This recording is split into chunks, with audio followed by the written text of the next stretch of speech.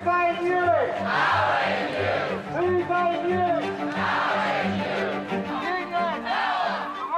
more than 12 months, Australia's prestigious ANU has been falling deeper and deeper into a leadership crisis. It's the worst atmosphere on campus. ANU is becoming a laughingstock. It's all over the media. The first scalp, Vice-Chancellor Genevieve Bell, who's resigned barely 2 years into the job. Really interesting personality, Genevieve Bell. Before taking the helm, Genevieve Bell was known for her work at tech company Intel for nearly 20 years. I'm a cultural anthropologist by training. I have about 100 people who work for me here at Intel, and our job is to invent the future. Genevieve Bell's appointment was greeted quite warmly by staff. She was the first woman Vice-Chancellor of this institution. People thought that it was an exciting new prospect. Would you like to accept a pay cut? But the mood changed in October last year, when she announced a $250 million restructure branded Renew ANU. Historian Frank Bongiorno was one of hundreds of staff who opposed the job cuts. It wasn't just the announcement, the substance of the announcement, it was also the way in which it was done, the fact that it had been preceded by kind of radio silence for many, many, many months. People felt they, I think, hadn't been treated respectfully. Then in May this year, a review by Christine Nixon into the health and medical schools uncovered a toxic culture of widespread bullying. And so to all the students and staff who've been affected by these behaviours and this culture over many years, we at the ANU say sorry. It goes back some years, and I think it resonated though, the content of that report resonated well beyond medicine. And in fact, Christine Nixon's own conclusions suggested that it was much more widespread. But it was the emotional testimony last month of one staff member, Liz Allen, that became a flashpoint. ANU leaders behave with impunity. Under parliamentary privilege, the former member of the university's governing council accused the leadership of bullying, including by the Chancellor Julie Bishop. Since 2024, I've experienced threats, intimidation and bullying because I sought greater probity of council conduct.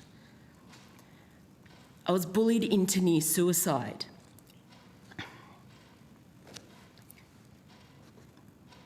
I miscarried a much-wanted baby. I've lost the opportunity of a promotion. I fear for my job, and my career has been derailed.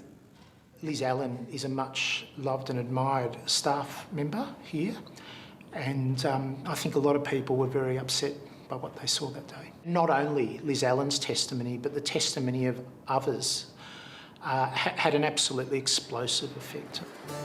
Which brings us to last week. On Thursday, hundreds of staff were called to a snap meeting, where the Chancellor announced Genevieve Bell was resigning. Julie Bishop, why did Genevieve Bell resign? I'm about to address the staff and you'll have an opportunity for questions later. Distinguished Professor Genevieve Bell is tendering her resignation from her role as Vice-Chancellor and President of our university.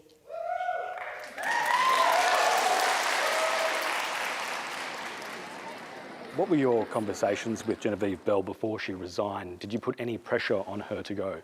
I have conversations with Genevieve Bell virtually every day, but I'm not going into personal conversations. She took a very difficult decision in the interests of the university.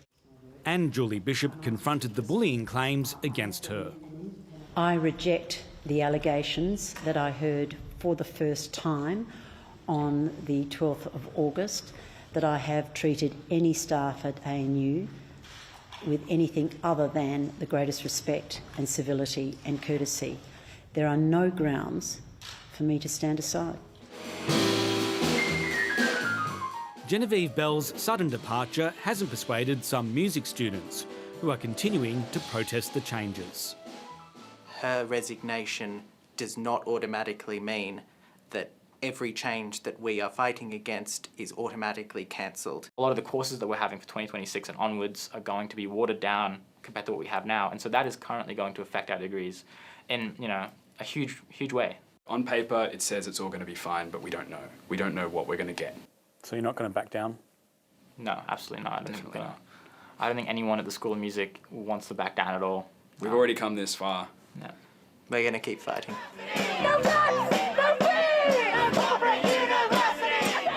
This week, the student union will take a vote calling on Julie Bishop to resign too. The issues that this university is facing are systemic, they are multiple, they are not confined to one individual. This university is in a governance crisis. The pressure may yet come to bear, with the ANU facing multiple inquiries, including an internal investigation into the bullying allegations, an inquiry by the university regulator TEXA, a financial audit, a Fair Work Ombudsman investigation, and a Senate committee into universities. Committee member David Pocock has repeated his call for Julie Bishop to stand aside. I've said many times in the past that I think given the investigations underway, it seems like in any other workplace, someone would step aside while those investigations happened. There are more than 100 people looking at the loss of their jobs today, right now, as we speak. So what we'd like to see from ANU is that there'll be no more forced redundancies. We'll be looking at every option. There are pathways to achieve our goals of financial stability, but we have heard people's concerns. I believe involuntary separations, involuntary redundancies should be a last option. It's now over to the interim Vice-Chancellor, Rebecca Brown. There just wasn't overall agreement on the financial problem. I'm going to be, in addition to that, really spending significant time and focus on revenue. I still think this is a very strong university that will recover, but I do think that the responsibility for turning the institution around is a very urgent and important one.